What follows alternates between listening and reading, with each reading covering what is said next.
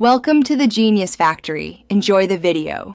You start by confirming your device and OS so you know which menu labels appear. Once ready, save any unsaved work and close apps you don't need. Next, open Settings and head directly to Apps or Display. That's where most floating window toggles live. You're doing this so changes don't close important windows unexpectedly.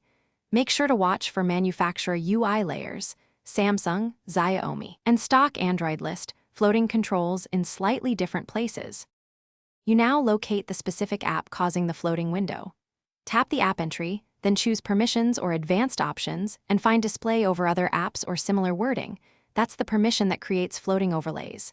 Turn that permission off. Once done, force stop the app if it remains visible. This clears the current overlay.